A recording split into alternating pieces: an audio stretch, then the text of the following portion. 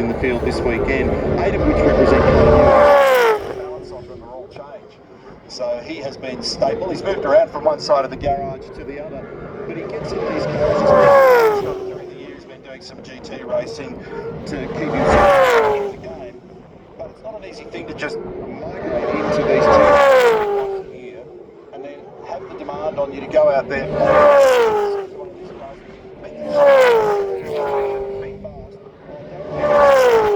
That would really and he's done that. Tomorrow represents his 220th race in the Supercars Championship, and that is the most experienced combination, that driver duo. 41 races between them coming into this weekend. It's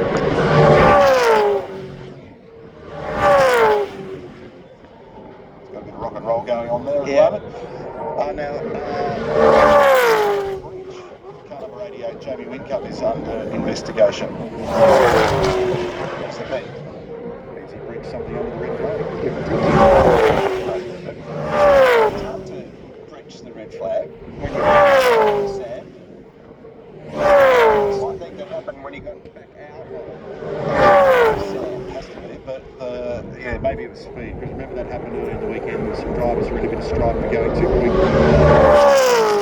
We'll get an update from race control, standing in Castrol entry through the right-hander. He's been doing mighty well in Trans Am.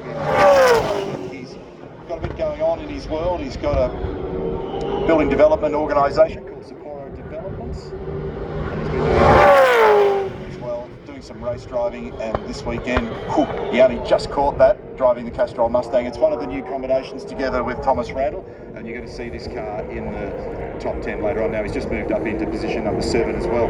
He had the rear of it lit up on the way into that corner. In fact, it was a little bit tiny.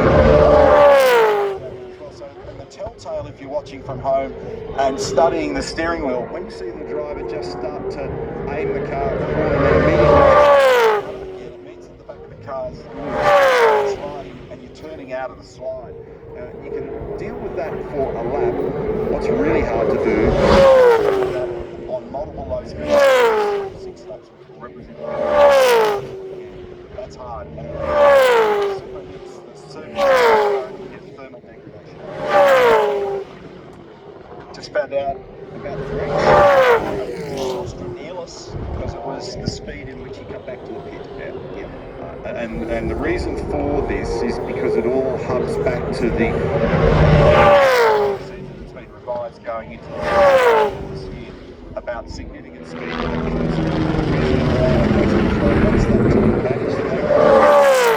Understand the obligation that when the track speed neutralised, either because of the safety car or obviously with a red flag, which is a more serious scenario, there are potentially button off boys. Yep. And if that's what we're enforcing, and because they warned them earlier in practice about the same thing, and obviously now with Jamie, so if that's what they're edict, then that's consistent with what's been through the course of the weekend so far. So it was almost 0.6 of a second, has remained at a 5.7. Joda has gone a little bit quicker again with a 6.37. Bates a 6.38. Nice job with a 6.51. Down at Team 18, Anton Di Pasquale did a really good job to put his car into the shootout for later today. But back to race pace for this session. What are you guys working on here? Yeah, a lot of it's obviously miles for Harry with the what we think we're going to be running with tomorrow. So obviously race car, shooting, all these stuff, which is been the first time for him around here in these cars. So yeah, we're pretty stress free, just doing our thing.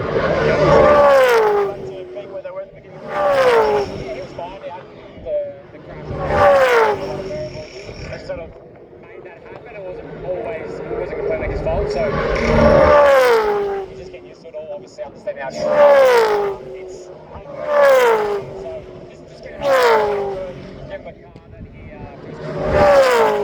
and Neil, just a little note on the teammates going just rolling back out of the pit. He had a weird feeling in the right rear. Felt like Keep an eye on that. Thank you for the update. During the weekend in practice 2 on Thursday. At the moment, Harry Jones, who's a Porsche specialist and twice a champion, unfortunately stepped onto a little puddle that had been splashed by a preceding car coming out of the chase at turn 22. Made a 56G impact with the concrete wall, and then there was a massive job overnight to restore that. Finished at 4 o'clock in the morning on Friday. So that's the reason for the reference to rebuilding confidence in this weekend. Repco Bathurst 1000 and also in Carrera Cup professional duties, windscreen cleaner Thomas Rand. I'm sure that James Moffat's has been a very impressive young guy from the Sunshine Coast in everything that he's done in Carrera Cup. He's determined and said to be a full-time supercar driver, and that's his square aim, which is great. And he's shown real pace, hasn't he? He's very, very fast. That little mistake, and what Anton was referring to, was that there was a puddle on the inside curve